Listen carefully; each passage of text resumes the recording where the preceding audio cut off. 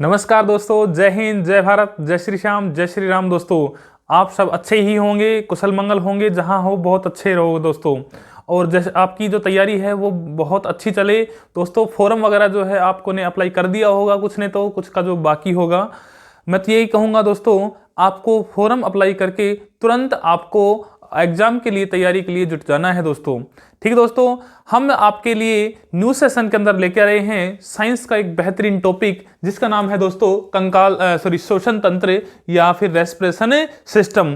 जी दोस्तों, respiration system हमारी body का एक बहुत बड़ा पार्ट है, जिसको मैं ये कह सकता हूँ जिंदगी हमारी जो है वो श्वास से ही जुड़ी हुई है। इसको हमारे लिए पढ़ना बहुत जरूरी है और यहाँ से भी एक डेफिनेटली एक क्वेश्चन आता है।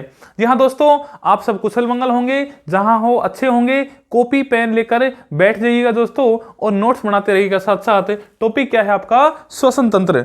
देखिएगा दोस्तों, श्वसन तंत्र साइंस का बताया मैंने, बहुत एक अच्छा टॉपिक है। श्वसन तंत्र के अंदर हमें पढ़ना क्या है दोस्तों? देखो, सबसे पहले बात करें दोस्तों, श्वसन तंत्र है क्या, श्वसन तंत्र के अंदर पढ़ना क्या है हमें। तो श्वसन तंत्र के अंदर हम श्वास किस प्रकार से लेते हैं, कैसे कैसे इनका प्रोसेस होता है, इसमें कौन कौन से ऑर्गन्स काम आते हैं, कौन कौन से अंग काम आते हैं, और ये एक मिनट में कितनी बार सांस ले पाते हैं, श्वसन को कंट्रोल कौन करता है, किस भाग द्वारा अलग होता है, ये सब चीजें पढ़ेंगे हमें इस टॉपिक में। बने ही रहेगा दोस्तों हमारे साथ। श्वसन तंत्र की बात करें तो हम कहेंगे श्वास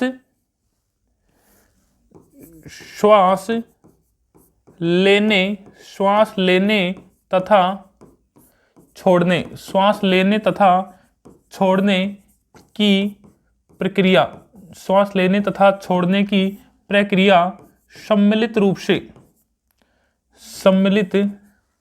श्वास लेने तथा छोड़ने की प्रक्रिया सम्मिलित रूप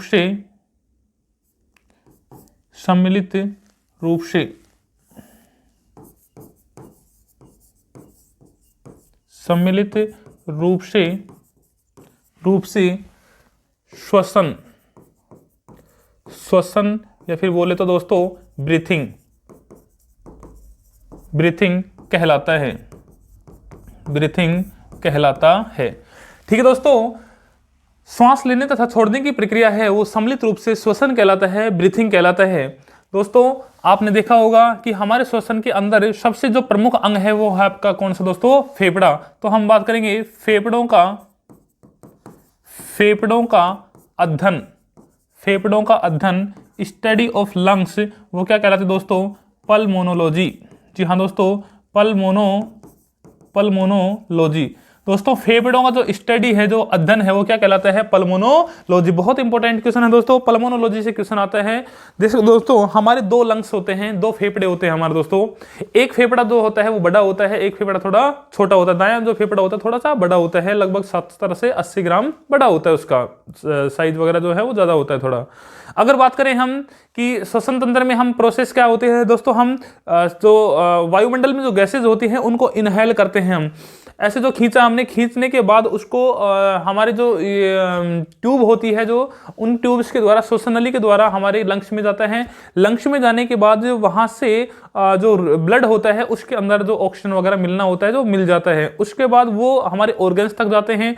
ऑर्गन्स से हमारा जो O2 है उसका यूज होकर CO2 में बदल के एनर्जी लिबरेट होने के बाद वहां से वापस जो CO2 आती है वो हमारे फेफड़ों के अंदर आती है। फेफड़ों से एमिट होने के लिए हमारे को बाहर भेजना होता है। तो ये जो श्वसन की प्रक्रिया है वो दो भागों में कंप्लीट होती है। कितने भागों में कंप्लीट होती है दोस्तों? दो भागों में कंप्लीट होती है। तो हम कहेंगे ये जो श्वसन प्रक्रिया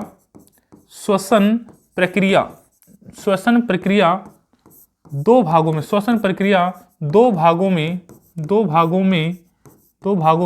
पूर्ण होती है, दो भागों में पूर्ण होती है। श्वसन प्रक्रिया है वो कितने भागों में पूर्ण होती है दोस्तों? दो भागों में पूर्ण होती है। कौन कौन सी दोस्तों?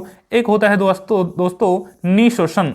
जी हाँ, एक होती है कौन सा? निश्वसन। इसे कहा जाता है दोस्तों इंस्पायरेशन। ठीक दोस्तों, दूसरा है वो है आपका उत्श्वसन।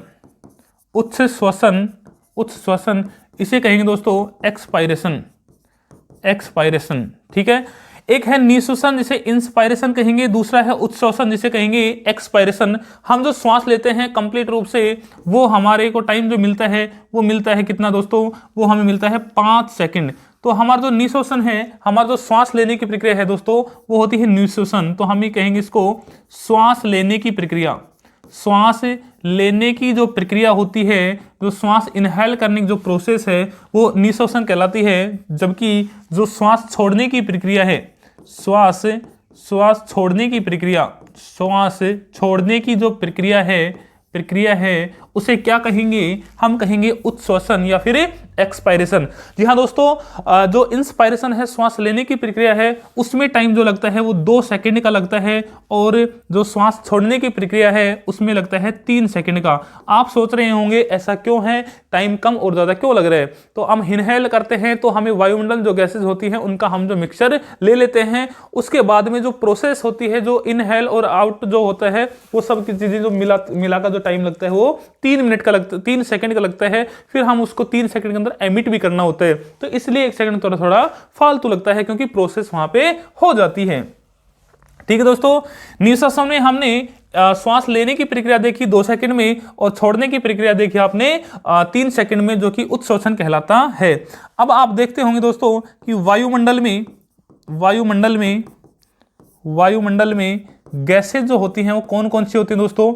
आपको ये पता है कि हम जो गैसों का मिश्रण लेते हैं, हमें कोई स्पेशल कोई गैस नहीं होती है, या फिर हमारे नाक पे कोई फिल्टर नहीं लगा होता है कि हमें एक ही गैस लेनी है। हम जो वायुमंडल में गैसेज देख रहे होते हैं या गैसेज जो फील कर रहे होते हैं, जो पढ़ रहे होते हैं, वही गैसेज हमारे को श्वसन में लेनी पड़ती है। ठीक है दोस्तों, तो वायुमंडल में जो गैसेज होती हैं वो कौन कौन सी होती हैं आपने देखा होगा दोस्तों। एक तो होती है ऑक्सीजन, एक होती है आपकी नाइट्रोजन, और एक होती है दोस्तों कार्बन डाइऑक्साइड। इसके अलावा दोस्तों कुछ आपके मैथेन भी आपकी कुछ गैसेज होती हैं। इसमें यदि बात करें ऑक्सीजन की, तो दोस्तों मैं आपको ये कहूँगा कि हम जो गैस श्वसन लेते हैं तो उसे क्या कहेंगे, हमें निःश्वसन। और निःश्वसन के अंदर हम जो जितनी वायुमंडल में गैस होती है उतनी ही लेते हैं, और वो कितना है दोस्तों 21%। जब यदि बात करें नाइट्रोजन की, तो नाइट्रोजन वायुमंडल में कितना होता है दोस्तों, वो होता है 78%, और जो CO2 होता है दोस्तों वो होता है 0.03%। अब जब हम गैस लेते हैं, जब हम श्वसन लेते हैं तो ये सब गैसेज लेते हैं। जब लेकिन गैस छोड़ते हैं जब हम गैस छोड़ते हैं या फिर हम कहें कि श्वास छोड़ते हैं, उसे कहेंगे एक्सपायरेशन, उत्श्वसन। हम जितना ले रहे हैं ऑक्सीजन उतना तो नहीं छोड़ पाएंगे, हम कुछ परसेंट उसका यूज कर लेते हैं, लगभग 17% हम वापस छोड़ देते हैं, और 4% वो किस में बदल जाता है, CO2 में। हमें इससे नाइट्रोजन का यूज होता नहीं है, इसलिए इतना ही जितना हम लेते हैं उतना ही नाइट्रोजन छोड़ देते हैं, और CO2 जितना हमने यूज की उससे ज़्यादा जो होगा वो लगभग कितना परसेंट दोस्तों, 4% जो यूज होगा, वो 4% जो एमिट करेंगे वो क्या करेंगे, CO2 करेंगे।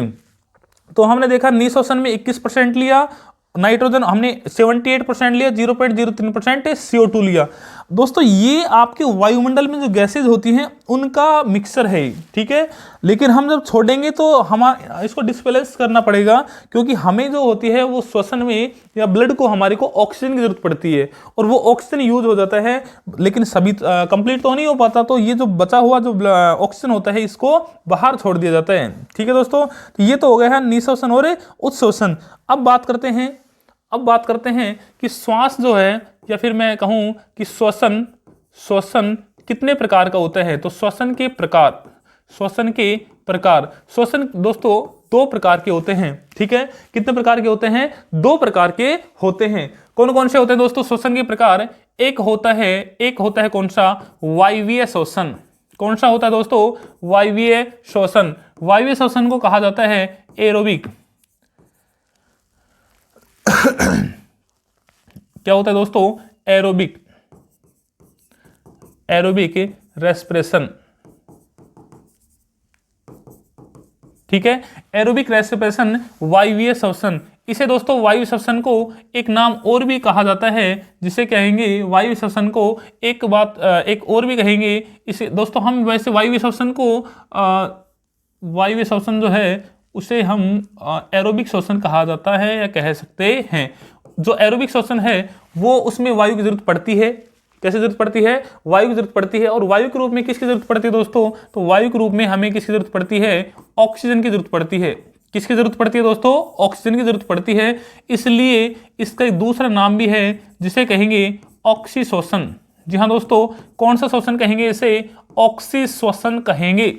ठीक है, वायु श्वसन एरोबिक जो रेस्पिरेशन होता है उसमें ऑक्सीजन की जरूरत पड़ती है, इसलिए इसका क्या नाम दे दिया हमने, ऑक्सीश्वसन नाम दे दिया। फिर या फिर कहेंगे हमें इसको वायु श्वसन। हम कहेंगे दोस्तों इस श्वसन में हमें या इस श्वसन में किसकी जरूरत पड़ती है, वायु अर्थात ऑक्सीजन, वायु अर्थात ऑक्सीजन की आवश्यकता होती है। ठीक है दोस्तों, हम कहेंगे कि वायु जो श्वसन है, वायु श्वसन है फिर ऑक्सीजन श्वसन है, इस श्वसन में वायु की आवश्यकता पड़ती है अर्थात ऑक्सीजन की आवश्यकता पड़ती है। ठीक है, इसके अलावा बात करें दोस्तों कि इस श्वसन में इसमें ग्लूकोज क्या होता है दोस्तों, C6H12O6। इसमें ग्लूकोज ऑक्सीजन की उपस्थिति में टूटकर किसके रूप में बदलता है, ऊर्जा के रूप में। ऊर्जा किसके रूप में होती है, टूटकर एटीपी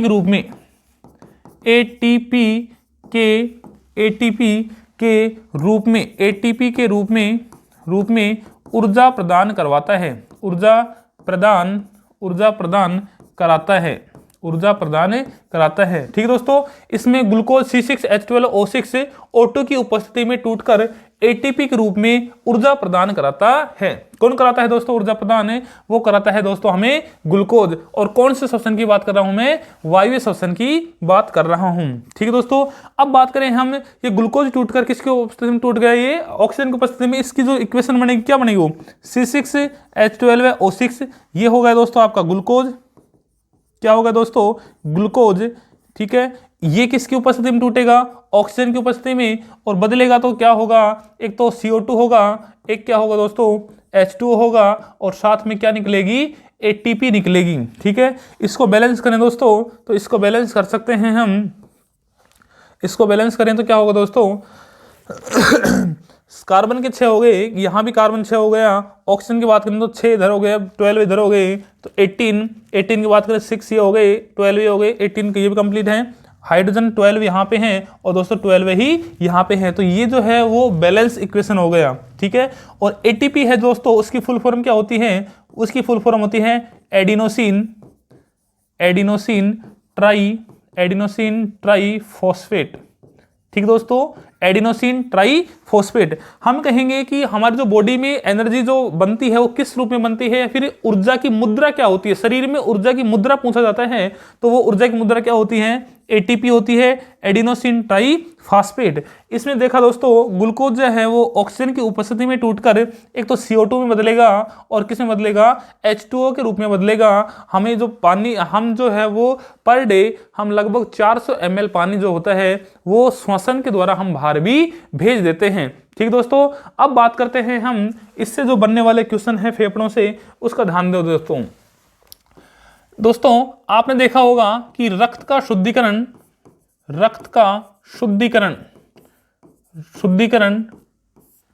जो शुद्धिकरण है वो 2 जगह होता है, एक तो होता है किडनी में और एक होता है कहां पे, आपका जो फेफड़ा। क्वेश्चन दोनों बनते हैं, तो रक्त का शुद्धिकरण वायु द्वारा फेफड़ों में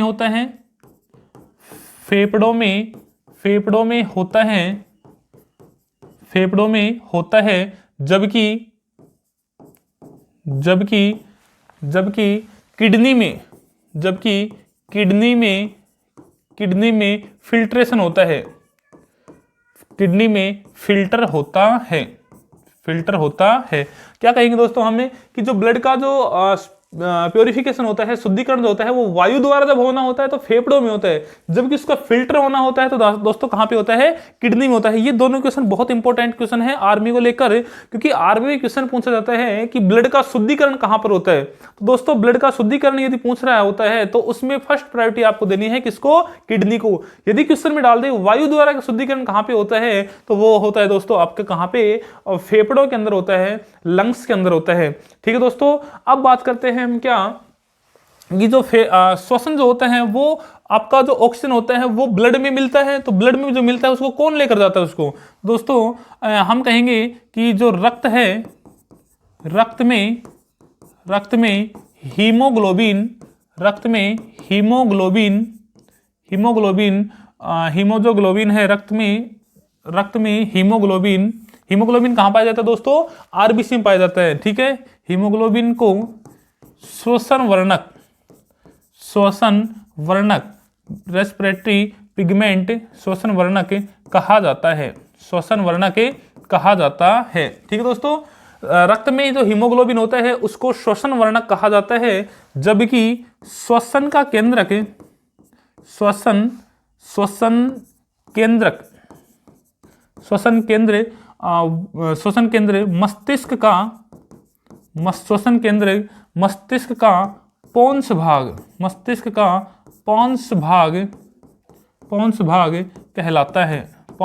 कहलाता है। ठीक है, हमने क्या देखा कि ब्लड जो होता है उसमें हीमोग्लोबिन जो पाया जाता है उसको तो कहा जाता है श्वसनिक वर्णक।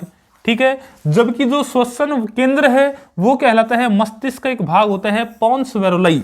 जी हाँ दोस्तों, कौन सा भाग होता है ये होता है दोस्तों पोन्स भाग। ठीक है, कौन सा भाग होता है दोस्तों, ये होता है पोन्स भाग।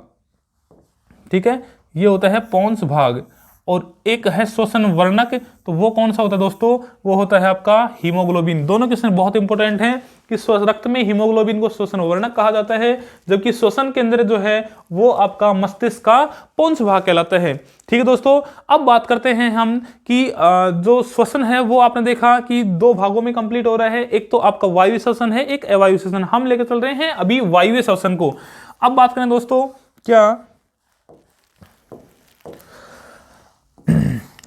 दोस्तों कि आपने देखा होगा जो ट्रैफिक पुलिस होती है, ट्रैफिक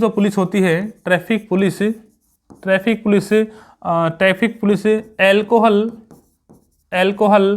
की जांच ब्रेथ एनालाइजर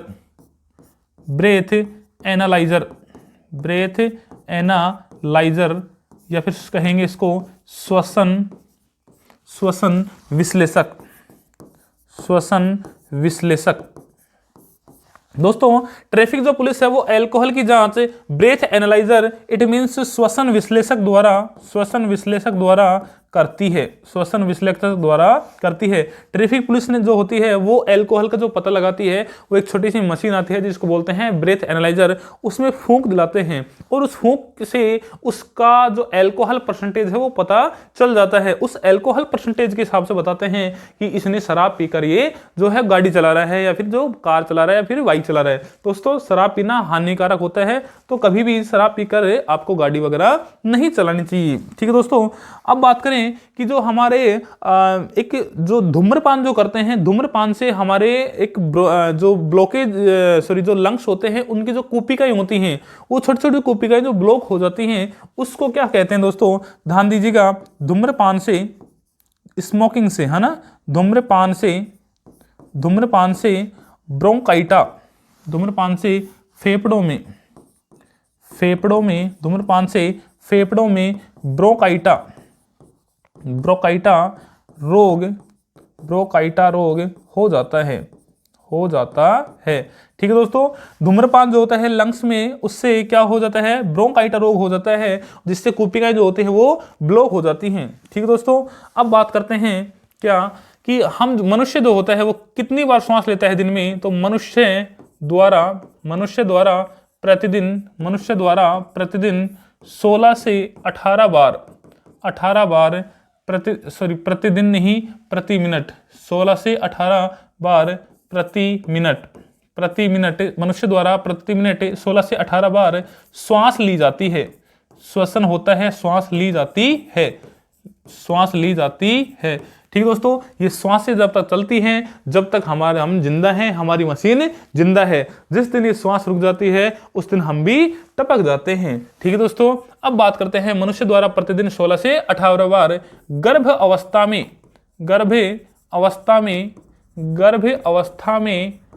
अवस्था में शिशु यानी कि जो बेबी होता है उसकी बात कर रहा हूं। गर्भ अवस्था में शिशु की जो है श्वसन दर दोस्तों 40 से 45 बार प्रति मिनट होती है। 40 से 45 बार प्रति मिनट होती है। किसकी दोस्तों? गर्भ अवस्था में जो है शिशु, उसकी। दोस्तों सोते समय हमारी जो श्वसन है वो लंबी हो जाती है, तो हम कहेंगे सोते समय श्वसन दर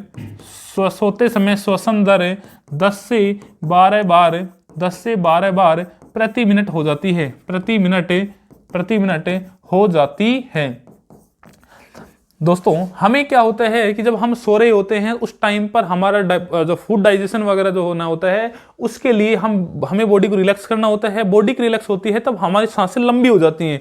तो सांसें लंबी होती हैं तो उस टाइम पर श्वास जो है वो लंबी होती है। इस वजह से उसमें टाइम ज़्यादा लगता है। टाइम ज़्यादा लगने की वजह से 1 मिनट में लगभग 10 से या 12 बार ही सांसें ली जा सकती हैं। ठीक दोस्तों, अब बात करें क्या श्वसन मापने का यंत्र, तो वो कौन सा होता है दोस्तों? श्वसन दर, ब्रीथिंग रेट, श्वसन दर मापने वाला यंत्र, श्वसन दर मापने वाला यंत्र तो कौन सा होता है दोस्तों? वो होता है स्पाइरोमीटर। कौन सा दोस्तों?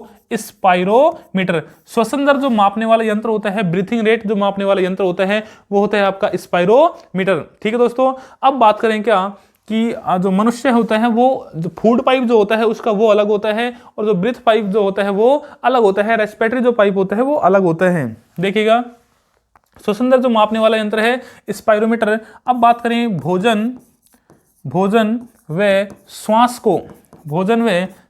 को अलग करने वाला भाग, भोजन व श्वास को अलग करने वाला जो भाग है वो कौन सा है दोस्तों? वो है आपका सेरिंग्स। कौन सा है दोस्तों? आपका है लैरिंग्स। ठीक है, कौन सा है? लैरिंग्स। ठीक है दोस्तों, भोजन और श्वास को अलग करने वाला भाग वो है आपका एपिग्लोटिस। लैरिंग्स तो आपका ध्वनि उत्पादक अंग है। ठीक है, भोजन एवं श्वास को अलग करने वाला जो भाग है वो आपका है एपिग्लोटिस। जी हाँ दोस्तों, कौन सा है? एपिग्लोटिस। इसे कहेंगे दोस्तों घाटी ढक्कन। क्या होता है दोस्तों? घाटी ढक्कन। ये दोस्तों जब भोजन खा रहे होते हैं तो हमारी श्वास जो नली होती है वो बंद हो जाती है। जब श्वास ले रहे होते हैं तो भोजन नली पे ब्लॉक कर देता है। दोनों का काम एक साथ नहीं हो सकता। ठीक है दोस्तों, अब बात करते हैं क्या मनुष्य में ध्वनि उत्पादक अंग। मनुष्य में ध्वनि उत्पादक जो अंग है, ध्वनि उत्पादक अंग, वो दोस्तों कौन सा होता है? सेरिंग्स। कौन सा होता है दोस्तों? सेरिंग्स। अरे नींद क्यों ले रहे हैं बच्चे? नहीं, नींद नहीं लेनी है आपको, ध्यान देना इधर। ठीक है, मनुष्य में ध्वनि उत्पादक अंग कौन सा है? सेरिंग्स। ठीक है, अब बात करते हैं कि पक्षियों में ध्वनि उत्पादक अंग, ध्वनि उत्पादक जो ऑर्गन्स होते हैं अंग, वो कौन सा दोस्तों? वो है आपका लैरिंग्स। कौन सा दोस्तों? लैरिंग्स। ठीक है, पक्षियों में जो ध्वनि उत्पादक अंग है वो कौन सा है दोस्तों? लैरिंग्स है। ठीक है, हम ये कह सकते हैं। अच्छा दोस्तों, एक क्वेश्चन और भी बनता है यहाँ से इंपॉर्टेंट, पहले वो देख लीजिएगा। जो हम ये कह सकते हैं प्रति मिनट फेफड़ों द्वारा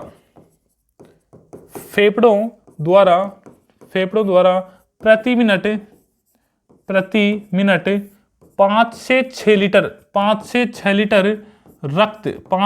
लीटर रक्त का शुद्धिकरण होता है। ठीक दोस्तों, फेफड़ों द्वारा प्रति मिनट जो है वो लगभग 5 से 6 लीटर जो ब्लड है वो प्योरिफिकेशन होता है, या फिर कह सकता हूं श्वसन द्वारा उसका रक्त का शुद्धिकरण होता है। जबकि उसका फिल्ट्रेशन जो होता है वो कहां पे होता है दोस्तों? किडनी के अंदर होता है। किडनी यदि नहीं होना दोस्तों तो काम बिल्कुल भी चलने वाला नहीं है। ठीक दोस्तों, अब बात करते हैं, ये आपका हो गया कौन सा? वायवीय श्वसन। दोस्तों जी हाँ, मैं ये भी कहूंगा कि जो दायां फेफड़ा होता है, दायां फेफड़ा, दायां फेफड़ा, दायां फेफड़ा बड़ा, दायां फेफड़ा बड़ा, दायां फेफड़ा बड़ा तथा तथा बायां तथा बायां फेफड़ा छोटा होता है, बायां फेफड़ा छोटा होता है। ठीक है, दायां फेफड़ा बड़ा तथा बायां फेफड़ा छोटा होता है। ठीक है, श्वसन गुणांक, श्वसन गुणांक, श्वसन गुणांक कितना दोस्तों 6CO2 upon 6O2 is equal to 1। ये अपना क्या होता है दोस्तों श्वसन गुणांक या फिर रेस्पिरेटरी कोएफिशिएंट होता है। ठीक दोस्तों, अब बात करते हैं हम क्या दूसरा जो श्वसन का प्रकार था, वो श्वसन का प्रकार लिखेंगे हम दोस्तों। कौन सा था? वो था दोस्तों आपका अवायवीय श्वसन। दूसरे नंबर का जो श्वसन था वो था आपका अवायवीय श्वसन, अवायवीय श्वसन। ठीक है, अवायवीय श्वसन को क्या कहेंगे दोस्तों? Anaerobic, anaerobic respiration. दोस्तों आपके लिए बहुत अच्छा कारगर साबित होने वाला है दोस्तों ये। ठीक है, रेस्पिरेशन ये है दोस्तों अवायवीय श्वसन या फिर अनएरोबिक रेस्पिरेशन, या फिर इसका भी दूसरा नाम बताया दोस्तों मैंने, उसका भी बताया था, वैसे ही इसका नाम होगा, क्योंकि अवायवीय श्वसन में किसकी आवश्यकता नहीं पड़ेगी? वायु की आवश्यकता नहीं पड़ेगी। तो वायु में किसकी जरूरत पड़ती है? ऑक्सीजन की। तो इसमें ऑक्सीजन की आवश्यकता नहीं होती है ना, ऑक्सीजन की आवश्यकता नहीं होती है, इस वजह से इसका दूसरा नाम रख दिया, और वो है दोस्तों कौन सा? अनोक्सी श्वसन। कौन सा है? अनोक्सी श्वसन। ठीक है, विदाउट ऑक्सीजन के जो ब्रीथिंग होता है वो होता है आपका अनोक्सी श्वसन। बहुत सारे जीव हैं, हम जो दोस्तों हैं वो कैसे होते हैं? वायु श्वसन के प्राणी हैं। और जो अवायु श्वसन होते हैं, कुछ वो अवायु श्वसन जो होते हैं वो किस में होते हैं? वो यीस्ट में होते हैं, वो बैक्टीरियाज में होते हैं। ठीक है दोस्तों, तो उन कुछ यीस्ट बैक्टीरिया जो होते हैं उनमें अवायु श्वसन होता है।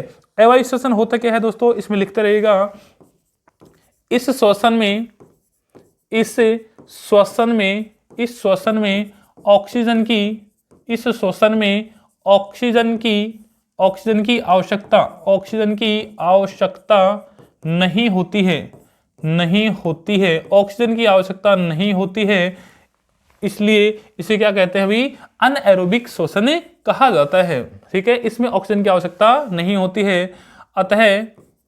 अतः बिना ऑक्सीजन के, अतः बिना ऑक्सीजन के ग्लूकोज, बिना ऑक्सीजन के ग्लूकोज टूटकर, बिना ऑक्सीजन के ग्लूकोज टूटकर, बिना ऑक्सीजन के ग्लूकोज टूटकर लैक्टिक एसिड, लैक्टिक अम्ल, लैक्टिक अम्ल या alcohol, ethyl alcohol, ethyl alcohol, ethyl alcohol.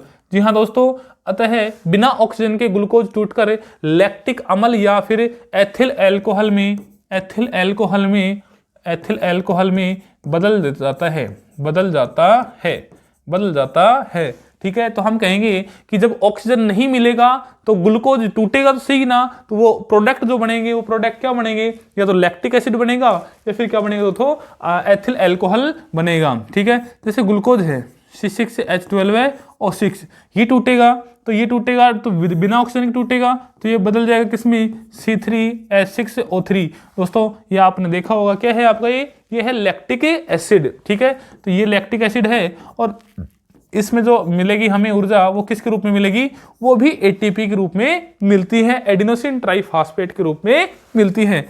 दूसरी जो रिएक्शन होती है दोस्तों, तो वो बनती है आपकी एथिल एल्कोहल की, तो वो भी बिना ऑक्सीजन के टूटेगा। एथिल एल्कोहल सूत्र क्या है दोस्तों? C2H5OH। ठीक है, C2H5OH।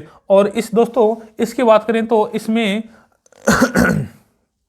इसमें दोस्तों, इसमें इसका बैलेंस करें तो एक तो C2H5OH बना लेगा दोस्तों, और इसके साथ क्या बनाएगा दोस्तों? इसके साथ बनाएगा आपका, इसका बैलेंस करके देखते हैं दोस्तों, तो आपका 12 है तो क्या हो गया दोस्तों? हाइड्रोजन हो गया। यहाँ पे कितना हो गया? 100 और 12 हाइड्रोजन हो गए, कार्बन 6 हो गए, कार्बन 4 हो गए, ऑक्सीजन 6 हैं तो 2 यहाँ पे हो गए, कितने बच गए? 4। दोस्तों हम कह सकते हैं CO2। अब CO2 की बात करें तो 4 आपका कार्बन यहाँ पे हो गया, 2 यहाँ पे हो गए, 6 हो गए, 4 और 2 6 हो गया दोस्तों, बैलेंस हो गया। ठीक है, तो ये क्या है दोस्तों, ये तो है आपका लैक्टिक एसिड। ठीक है, ये कौन सा है आपका, ये लैक्टिक एसिड है।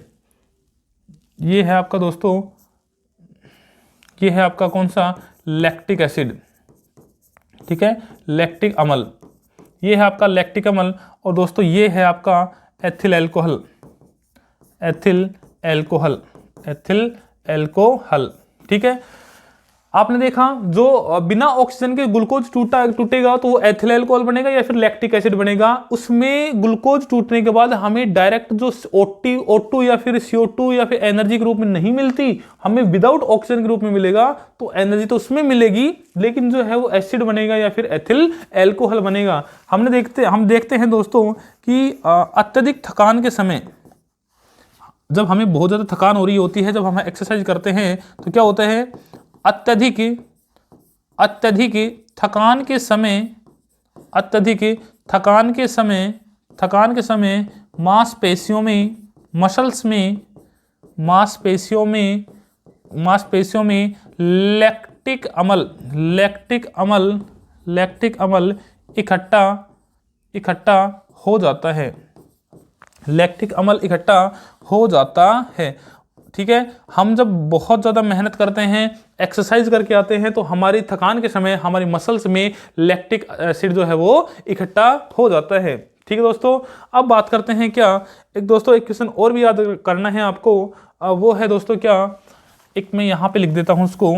तो ब्रेड होती है ना, ब्रेड, ठीक है, उसमें भी अवायवीय श्वसन होता है ना। तो ब्रेड में या फिर ब्रेड के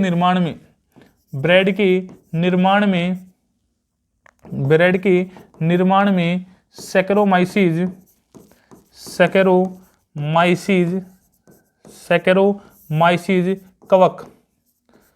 कवक का निर्माण में सैकरोमाइसीज कवक का उपयोग किया जाता है, या फिर उसके द्वारा बनाया जाता है, उपयोग किया जाता है। दोस्तों वो जो पॉली जो होती है ब्रेड, वो किसकी वजह से होती है, वो होती है सैकेमाइसीज कवक के द्वारा, या फिर सैकेमाइसीज जो फंगस होती है उसके द्वारा क्या होता है दोस्तों, उसके द्वारा आपका जो है वो ब्रेड का निर्माण होता है। ठीक है, तो हमारा जो श्वसन है वो कुछ इस प्रकार से है, बताया मैंने। हमारे लंग्स के बारे में देखना है, हमारे जो ब्रोंकाइटा जो है वो देखना है, हमारे जो एरोबिक अनोरोबिक दो प्रकार के श्वसन होते हैं। हम जो होता है श्वसन जो होते हैं वो दो भागों में कंप्लीट होते हैं, निःश्वसन और उत्श्वसन। दोस्तों इस वीडियो को ब्रेक करके आराम से नोट्स बना लीजिएगा, क्योंकि आपके लिए जो नोट्स हैं बहुत अच्छे कारगर साबित होने वाले हैं। दोस्तों मैं ये भी कहूंगा, आपको क्लासों के साथ साथ आपको टेस्ट क्विज भी ज्वाइन करनी पड़ेगी, क्योंकि वो जो टेस्ट क्विज है ना, हमने सेलेक्टेड क्वेश्चनों से बना रखी है। आर्मी अग्निवीर का स्पेशल बैच बनने जा रहा है। जी हाँ दोस्तों, आर्मी अग्निवीर का ये स्पेशल बैच आपकी नौकरी लगाएगा। आपकी जो जिद है आर्मी, आपका सपना है था आर्मी, उस आर्मी को, सपने को, जिद को, उसको कारगर साबित करेगा। और वो कारगर साबित करने वाला जो चैनल है वो एकमात्र चैनल आपका कौन सा है, VRB एजुकेशन, जो आर्मी स्पेशल बैच चला रही है। ठीक है दोस्तों, हम मैटर उतना ही दे रहे हैं जिससे आपका सिलेक्शन हो जाए। ठीक है दोस्तों, जय हिंद, जय भारत। मिलेंगे ब्रेक के बाद दोस्तों अगले एपिसोड में। अगला एपिसोड हमारा नेक्स्ट टॉपिक नेक्स्ट डे होगा। थैंक यू, बाय दोस्तों।